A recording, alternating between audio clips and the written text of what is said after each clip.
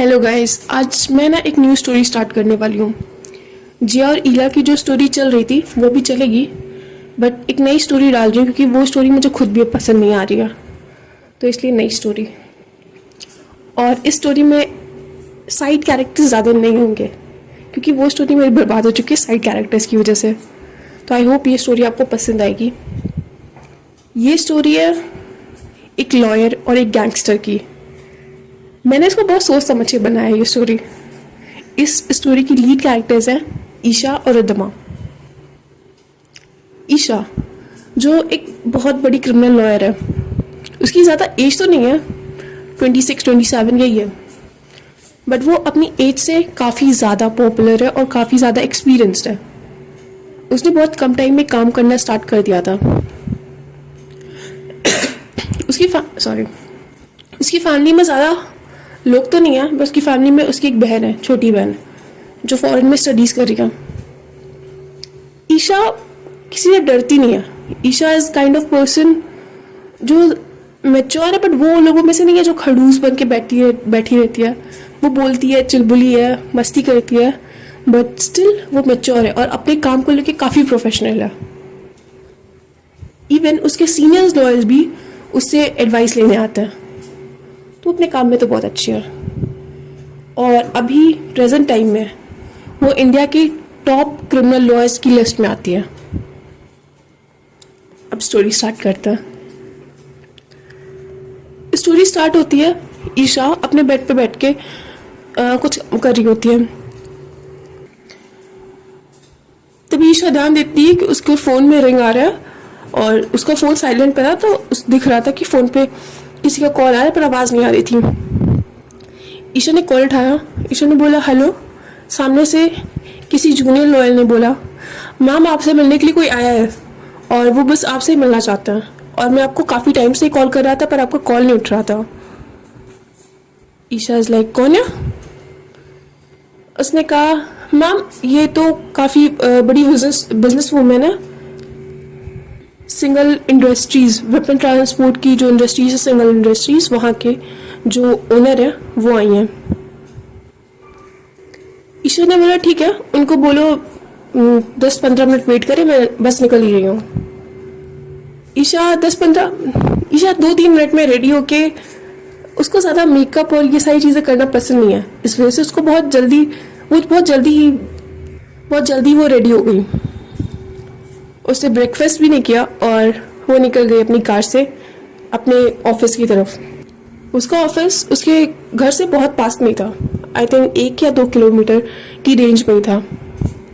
वो काफ़ी प्रोफेशनल है और अपने काम को लेके काफ़ी सीरियस है। उसको पूरे रास्ते भर उनके क्लाइंट्स, उनके जूनियर्स लॉयर्स के कॉल आ रहे थे, किसी ना किसी केस के अपडेट मांग रहे थे। वो सब यही करते करते वो ऑलमोस्ट अपने ऑफिस पहुंच गई थी। उसने पार्किंग में अपनी गाड़ी खड़ी करी और वहीं पार्किंग में उसने काफ़ी महंगी रोल्स रॉयस कार देखी, जिसको देख के उसे समझ में आ गया ये जो क्लाइंट है उसका, ये तो काफ़ी अमीर है। जैसे वो ऑफिस में पहुंची, उसने एंटर करा, सारे जूनियर्स लॉयर्स ने उससे गुड मॉर्निंग कहा, सब बस बैठ के अपना काम ही कर रहे थे।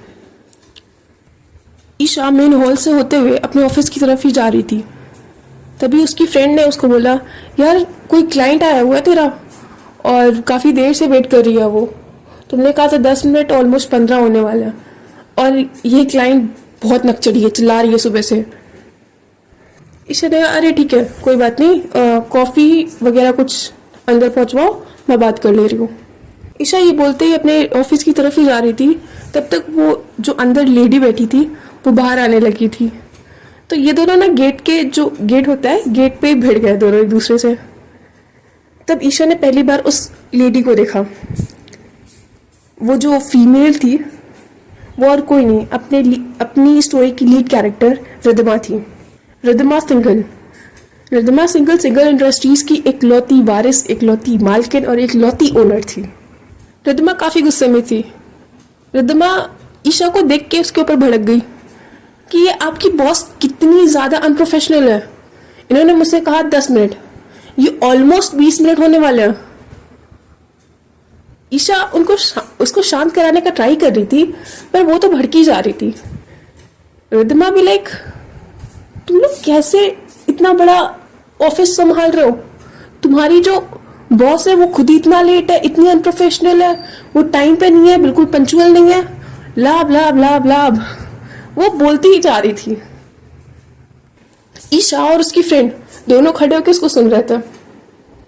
ईशा को गुस्सा तो आ रही थी, पर ईशा का मूड थोड़ा अच्छा था, इसलिए उसे रिप्लाई भी नहीं करना था, क्योंकि उसे पंगे नहीं लेने थे अभी किसी से। रिद्धिमा ने ईशा के फ्रेंड से पूछा, ये आपकी जो भी आपकी बॉस है, इनका क्या नाम है? उसकी फ्रेंड ने कहा कि इनका नाम ईशा चौहान है और यही है हमारे ऑफिस की बॉस। रिद्धिमा ने ईशा की तरफ देखा। रिद्धिमा ने बोला, अभी तक मैं आप पर चिल्ला रही थी तो आपको समझ में नहीं आया कि मुझे रिप्लाई देना चाहिए? ईशा ने कहा, मुझे अपना मूड नहीं खराब करना था अभी टू और फ्रो करके यहाँ पे, सो अभी शायद हम चल के बात कर सकते हैं अंदर, क्योंकि मैं आ चुकी हूँ। और एक्सक्यूज मी, मैं लेट नहीं हुई हूँ, आप जल्दी आए हो। और अपने जो वॉच है ना, उसका टाइम देना चेक कर लो, क्योंकि मैं 20 मिनट लेट नहीं हूँ, 15 मिनट हूँ, क्योंकि मुझे 15 मिनट पहले कॉल आई थी। और ऑफिस खुलने का जो टाइमिंग है ना हमारे, वो 10 बजे है और अभी 9:30 हो रहे हैं, तो मैं आपकी वजह से जल्दी आई हूँ। तो आपको मुझे थैंक यू बोलना चाहिए, ना कि इस तरीके से सुनाना चाहिए। रिद्धिमा भी उसकी बातें सुन रही थी। उसने बोला, ओके ठीक है, अब हम चल के बात कर सकते हैं, मुझे काफ़ी इंपॉर्टेंट काम है। ईशा ने कहा, ठीक है तो चलिए आप ऑफिस में, मैं आती हूँ। जैसे ही रिद्धिमा अंदर गई, ईशा ने अपनी फ्रेंड से बोला, कैसी पागल औरत है, आती ही मुझ पे भड़क गई। मतलब देखने से तो काफी यंग लग रही है, पर बातें देखो इसकी, 40 साल की बुढ़ी जैसी लग रही है। ईशा की फ्रेंड ने ईशा से कहा, अब तेरी से सब इतना चिल थोड़ी ना हो सकते हैं, ठीक है यार अब जाओ भी। ईशा अपने ऑफिस में गई। वो जाके अपनी जो चेयर होती है बॉस वाली, वहां पे बैठी और सामने उसके रिद्धिमा बैठी थी। ईशा के बैठते रिद्धिमा ने अपने गॉगल्स उतार के साइड में रखे। एंड द मोमेंट रिद्धिमा ने अपने गॉगल्स उतारे, ईशा उसको देख के खो गई थी, क्योंकि अभी तक उसने एग्जैक्टली देखा नहीं था रिद्धिमा को, मतलब उसको अच्छे से नोटिस नहीं किया था। रिद्धिमा जिसकी एकदम अच्छी खासी हाइट, एकदम परफेक्ट फिगर, बाल छोटे से बट पीछे एक पोनी टेल, और ब्लू आईज, एक परफेक्ट स्किन टोन, ना ज़्यादा गोरा ना ज़्यादा काला, एक क्लिक जो डिसेंट सा स्किन टोन होता है, इज इट स्मूथ सा स्किन टोन, एग्जैक्टली वही वाला। अभी तक ईशा बस रिद्धिमा को ही देख रही थी और रिद्धिमा को अपने गॉगल्स उतारे कुछ मिनट हो चुके थे। रिद्धिमा भी शॉक थी कि मुझे ऐसे क्यों घूर रही है। रिद्धिमा ने ईशा को बोला, एक्सक्यूज मी, आपको मुझसे बात करनी है ना कि मुझे देखना है? ईशा ने कहा, ओके हाँ ओके, आपको क्या केस है, मतलब क्या इशू है? तो रिद्धिमा ने बोला, ओके ठीक है, तो मेरी जो प्रॉब्लम है वो ये है कि दिल्ली में जो मैन्युफैक्चरिंग यूनिट है सिंगल इंडस्ट्रीज की, उसे मेरे जो फैमिली मेम्बर्स हैं, कुछ फैमिली मेम्बर्स लाइक मेरे चाचा और मेरे बड़े पापा, ये इलीगली कैप्चर करना चाह रहे हैं, तो I want to file a suit against them. Isha ने कहा, ठीक है, मुझे बाकी डिटेल्स दिखाइए, डॉक्यूमेंट्स वगैरह। रिद्धिमा अपने साथ सारे डॉक्यूमेंट्स ले आई थी। रिद्धिमा अपने डॉक्यूमेंट्स दिखा रही थी, तब तक ईशा उनके इंडस्ट्रीज के बारे में काफ़ी कुछ गूगल कर रही थी। और गूगल करते ही ना उसे एक चीज़ दिखी कि सिंगल इंडस्ट्रीज गैंगस्टर एक्टिविटीज़ में भी इन्वॉल्व है। और एक और न्यूज़ दिखी उसको कि सिंगल इंडस्ट्रीज के जो मेन ओनर है, यानी रिद्धिमा के फादर, उनकी कुछ महीने पहले ही डेथ हुई है, मतलब 1 महीने पहले। ये जो उसे डेथ वाली न्यूज़ सुनी ना, ये उसको एकदम दिमाग में स्ट्राइक करा कि ये लड़की अपने फादर के 1 महीने के डेथ के बाद ये अपनी प्रॉपर्टीज कैप्चर करने में लगी हुई है। इसको उनके डेथ का उतना गिल्ट भी नहीं है, इतना दुख भी नहीं है इसको। इस मोमेंट पे ईशा ने रिद्धिमा को जज करना स्टार्ट कर दिया था। ईशा ने पूछा, ओके तो आपको ये जो प्रॉपर्टी आपकी जो मैन्युफैक्चरिंग यूनिट है, ये आपको उनके जो प्रॉपर्टी को उनके अंडर से अपने अंडर में करना है, और वो आप ओरिजिनली आपकी प्रॉपर्टी है, राइट? रिद्धिमा ने कहा यस, ये इशू है और मुझे इसी के अगेंस्ट उन्होंने सूट फाइल करा। मुझे बस रिटर्न में एक लॉयर चाहिए जो मुझे रिप्रेजेंट कर सके वहाँ पे। ईशा ने कहा ओके, बट अभी मैंने गूगल पे सर्च किया और मुझे कुछ न्यूज़ पता चल गया आपके फैमिली से रिलेटेड। ओके, तो आपको वो गैंगस्टर वाली न्यूज़ पता चली होगी? ईशा ने कहा हाँ, मुझे वही वाली न्यूज़ पता चल गया। और तो आप मुझे ये चीज़ बताएंगे थोड़ा? ईशा ने कहा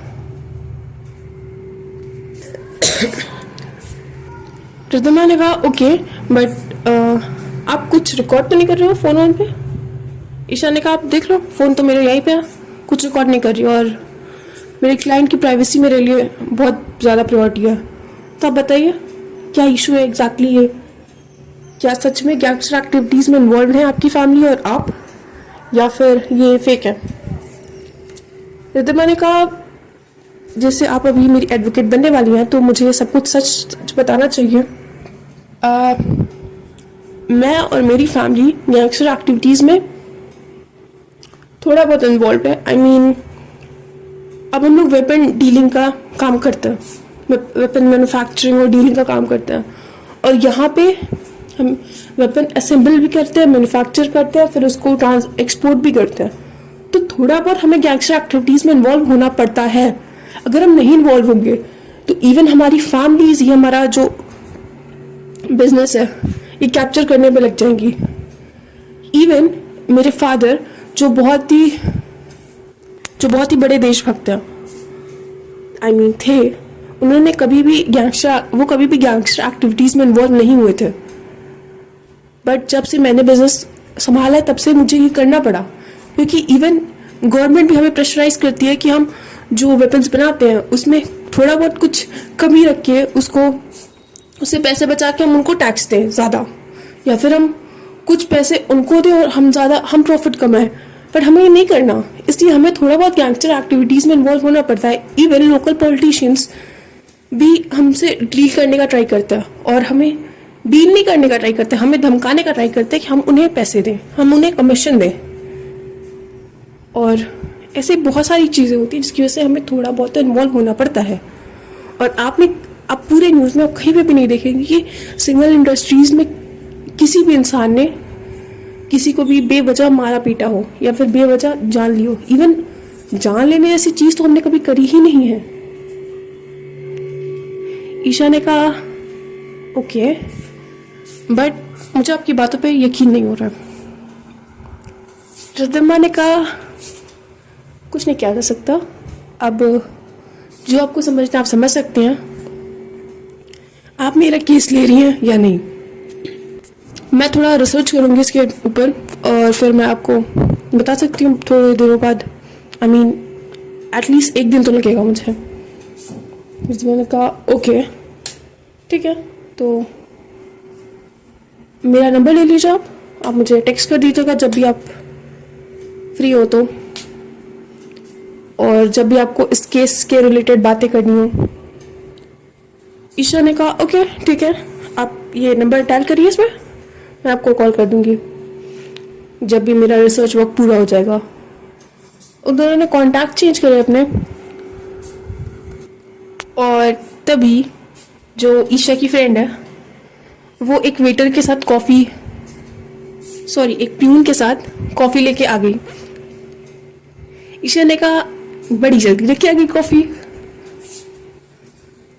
रिद्धिमा एकदम देख के शॉक थी। जो ईशा अभी तक एकदम सीरियस होके एकदम सीरियस टोन में बात कर रही थी, वो अचानक से उसकी फ्रेंड के आने पे एकदम मस्ती में कैसे बात करने लगी कि एकदम हंस के। रिद्धिमा ने अपने मन में बोला ओह फेक दुनिया, फेक लोग और ये फेक स्माइल। ईशा ने कहा रिद्धिमा से कि आप कॉफ़ी पी लीजिए फिर आप निकलिएगा। रिद्धिमा ने कहा ओके हाँ, वो मुझे भी थोड़ा डेजर्ट सा फील हो रहा है, तो कॉफ़ी प्लीज़। उसकी फ्रेंड और प्यून वहाँ से चले गए। ईशा और रिद्धिमा ऑफिस में अकेले बैठे हुए थे, दोनों शांति से कॉफ़ी पी रहे थे। ना कोई बातचीत, ना कोई आई कांटेक्ट, बस दोनों अपने अपने फ़ोन में लगे हुए थे। ईशा स्टिल सिंगल इंडस्ट्रीज के बारे में पढ़ रही थी। उसमें उसने काफ़ी सारी फोटोज़, काफ़ी सारे वीडियोस, काफ़ी कुछ देख रही थी। उसने हेडफोन लगाए हुए थे, तो रिद्धिमा को नहीं पता था कि वो अभी भी सिंगल इंडस्ट्रीज के बारे में ही पढ़ रही है। उसमें कुछ वीडियोस और कुछ फोटोज थे जो रिद्धिमा के भी थे। रिद्धिमा के बचपन के फ़ोटो, रिद्धिमा के अभी के फ़ोटो, रिद्धिमा के 1 महीने पहले के फ़ोटो। ईशा को रिद्धिमा के बारे में काफ़ी अलग अलग चीज़ें पता चली, जैसे कि रिद्धिमा ऑलरेडी एक लड़की के साथ रिलेशनशिप में है। वो जिसके साथ रिलेशनशिप में है वो खुद में एक बहुत बड़ी गैंगस्टर है। ये न्यूज़ में भी सबको पता है, सोशल मीडिया में भी पता है, पुलिस वालों को भी पता है, पॉलिटिशियंस को भी पता है, लॉयर्स को भी पता है, और सबको पता है ये कि ये जिसके साथ रिलेशनशिप में है वो एक बहुत बड़ी गैंगस्टर है और उसका नाम राया है। राया गैंगस्टर इंडस्ट्री में एक बहुत बड़ा नाम है। इवन उसकी फैमिलीज, उसकी जनरेशन फैमिलीज भी गैंगस्टर ही हैं। ईशा ने रिद्धिमा की तरफ देखा जो शांति से अपने फ़ोन में कुछ कर रही थी और कॉफ़ी पी रही थी, और उसने मन में ही सोचा ये झूठ तो बोल रही है, पक्का झूठ बोल रही है। जितनी इनोसेंट ये अपने आप को दिखा रही है ना, उतनी है नहीं है। उसने वापस अपने फ़ोन में स्क्रॉल करना स्टार्ट करा, जिसमें उसको उसकी फैमिली के बारे में और चीज़ें पता चली। और वो चीज़ें थी कि रिद्धिमा ने मीडिया के सामने अपने कज़न को थप्पड़ मारा था। मीडिया के सामने अपने कज़न यानी अपने जो बड़े भैया जिन्हें वो कहती है, उनको उसने थप्पड़ मारा था और काफ़ी जलील करके घर से निकाल दिया था मीडिया के सामने। और ये जो इसके बड़े भैया हैं, इसके जो कज़न हैं, ये उन्हीं के बेटे हैं जिन्होंने इसके अगेंस्ट सूट किया है, मतलब केस फाइल करा हुआ है। और उसी के लिए ये ईशा को हायर करना चाहती है एज अ लॉयर। ईशा ने अपना फ़ोन रखा, अपना हेडफोन निकाल के साइड में रखा और रिद्धिमा से पूछा, okay miss Riddhima Singhal, as you said कि आप गैंगस्टर एक्टिविटीज़ या फिर क्रिमिनल एक्टिविटीज़ में इसीलिए इन्वॉल्व होती है क्योंकि आपको अपने बिजनेस को करप्ट नहीं करना है, राइट? रिद्धिमा ने कहा हाँ। ईशा ने कहा ओके, तो राया कौन है? रिद्धिमा अभी तक नीचे देख रही थी। रिद्धिमा ने अपनी आंखें ऊपर करी, अपनी नज़रें ऊपर करी और उसने बोला, आप मेरी पर्सनल लाइफ में इंटरफेयर ना करें तो ज़्यादा बेटर रहेगा। ईशा ने कहा, आपकी पर्सनल लाइफ अब सोशल मीडिया पे आ चुकी है तो पर्सनल तो नहीं रही, और आप मुझे अपना लॉयर हायर कर रही हैं, तो एटलीस्ट मुझे इतना तो पता होना चाहिए। रिद्धिमा ने कहा, वो मेरी एक्स गर्लफ्रेंड है। ईशा ने कहा, अभी तो कल के रूमर्स है कि आप और वो कहीं बाहर दिख रहे थे हमें। रिद्धिमा ने कहा, वो मेरी एक्स गर्लफ्रेंड है, वो फोटोज पुराने हैं और उसकी प्रूफ्स दे सकती हूँ मैं। ईशा ने कहा ओके, और जो एक वीडियोस मुझे दिख रहे हैं यहाँ पे, ये वाले वीडियो जिसमें आप अपने कज़न को थप्पड़ मार रही हैं मीडिया के सामने और अपने घर से निकाल दिया उसको मीडिया के सामने, तो इस पे आपकी क्या राय है? रिद्धिमा ने कहा कि वो मैं थप्पड़ मारा, वो मेरा घर था और मैंने उसको अपने घर से बाहर निकाला क्योंकि वो बदतमीजी कर रहा था और इसीलिए मैंने उसको अपने घर से बाहर निकाला, और उसके भी प्रूफ मैं आपको दे सकती हूँ। ईशा ने कहा ओके, और क्या मैं आपके और आपकी एक्स गर्लफ्रेंड के ब्रेकअप का रीज़न जान सकती हूँ? रिद्धिमा ने कहा नहीं जान सकती आप, क्योंकि वो मेरा पर्सनल मैटर और वो सोशल मीडिया पे नहीं है और मैं नहीं चाहती कि वो सोशल मीडिया पे आए, तो इस वजह से मैं नहीं शेयर कर सकती। ईशा ने कहा कि वो एक गैंगस्टर फैमिली से बिलोंग करती है, वो खुद बहुत बड़ी गैंगस्टर है, तो आपको लगता है कि वो आपकी एक्स है तो वो कहीं पे भी आपका सपोर्ट करेगी? इवन वो जहाँ पे भी आपके अगेंस्ट लोग रहेंगे वो वहाँ उस अगेंस्ट वाली पार्टी में रहेगी। अगर आप इतनी शरीफ है जितना आप बता रही हैं तो आपको तो कब का इस देश से बाहर चल जाना चाहिए था, क्योंकि राया कितनी बड़ी गैंगस्टर है, कितना बड़ा नाम है ना, वो सब जानता है। रिद्धिमा ने कहा लिसन, अगर मुझे यहाँ से बाहर जाना होता ना तो मैं कब का चली गई होती। मुझे यहाँ से बाहर नहीं जाना, मुझे ये बिज़नेस संभालना है, मुझे इस बिज़नेस को आगे बढ़ाना है और मैं यही रहूँगी। मैंने आपको एज अ लॉयर हायर करने का ट्राई करा था क्योंकि मुझे पता था कि आप फीमेल हैं और बट स्टिल आप इतनी ज़्यादा ब्रेव हैं कि बड़े बड़े क्रिमिनल्स आपके नाम से डरते हैं। काफ़ी बड़े बड़े क्रिमिनल्स ने आपको धमकी देने का ट्राई करा है बट आपने किसी की भी कोई भी बात नहीं सुनी। इवन आपने काफ़ी टेररिस्ट के केसेस भी लड़े, आपने काफ़ी गैंगस्टर्स के केसेस भी लड़े हैं और मोस्टली केसेस में आपने जस्टिस दिलाया है और इसीलिए मैं आपको यहाँ हायर करने आई थी। But I don't think so कि आपको मेरी हेल्प करने के मूड में भी हैं आप। सो अगर आपका जो ओपिनियन है मेरे बारे में बदले तो आप मुझे ज़रूर कॉल करिएगा। ये बोल के अपना गॉगल्स उठा के रिद्मा ऑफिस से बाहर निकल गई एंड लिटरली वो जिस वैग में बाहर निकली है ना उतने में तो कोई भी फिदा हो जाएगा। रिद्मा वहाँ से ऑफिस से बाहर निकलते हुए अपने कार में आके बैठ गई। कार में ऑलरेडी उनका ड्राइवर बैठा था। ड्राइवर क्या, वो उनका दोस्त, उनका सेक्रेटरी, उनका मैनेजर और उनका भाई था। लाइक रियल भाई नहीं बट वो उसे भाई ही समझती थी। जस्ट सबसे लॉयल इंसान था रिद्मा का। भी रिद्मा रियल गैंगस्टर एक्टिविटीज़ में इन्वॉल्व है या नहीं ये तो नहीं पता भी, बट आई मस्ट से उसकी पर्सनालिटी काफ़ी अच्छी है। और ये राया कौन है ये सब हम नई सेकेंड पार्ट में देखते हैं। और अभी तक अगर आपको स्टोरी पसंद आई है तो आप प्लीज़ लाइक करो, कमेंट करो, सब्सक्राइब करो और प्लीज़ बताना स्टोरी है कैसी है, क्योंकि मुझे ना वो पुरानी वाली स्टोरी पसंद नहीं आ रही थी, खुद भी मुझे पसंद नहीं आ रही थी और लाइक मुझे उतने अच्छे वो भी नहीं आ रहे थे रिव्यूज़ भी। तो मैंने इसीलिए सोचा उसको थोड़ा प्राइमरी वो ना रखूँ मैं, मतलब समझ रहा हूँ ना कि क्या बोल रही हूँ मैं, हाँ प्राइमरी प्रायोरिटी ना रखूँ मैं उसको। अभी मैं उसको स्टोरी कंटिन्यू रखूँगी बट बीच बीच में स्टोरीज आएंगी वाली, ये वाली अभी रेगुलर आएगी। तो प्लीज़ बताना ये वाली अच्छी लग रही है कि नहीं, और अगर नहीं लग रही है तो उसको मैं ख़त्म कर दूँगी ना फर्स्ट एपिसोड के बाद नहीं आएगा। इसका अच्छे से मुझे बताना कैसा लगा और कौन सा पार्ट अच्छा लगा और इसमें जो आगे की स्टोरीज़ हैं आप कैसा चाहते हो कि कैसी रही आगे की स्टोरीज़। सजेशन देना, अगर मुझसे बात करनी हो तो मेरे इंस्टाग्राम आईडी पे आ सकते हो और सब्सक्राइब कर लो यार, जल्दी से मेरे 1000 सब्सक्राइबर्स कंप्लीट करा दो प्लीज़।